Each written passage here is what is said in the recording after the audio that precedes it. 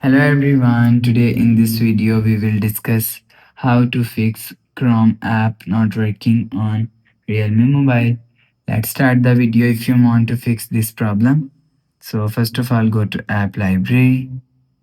Here click on settings app.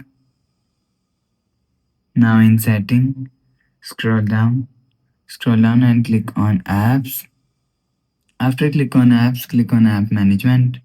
Scroll down and search Chrome app from here. So click on Chrome app if and click on storage usage. If you want to fix this problem, so click on clear cache. After clear cache Chrome app, go back to home screen. You will see your problem is solved. But if it not solved, so restart device. Just click and hold side power button and swipe up. After swipe up, you will check your problem is solved. After swipe up, your phone is restart. After restarting, enter your phone pin. You will see your problem is solved. So that's how you can fix Chrome app not working on Realme mobile. If you like the video, please subscribe. Thanks for watching.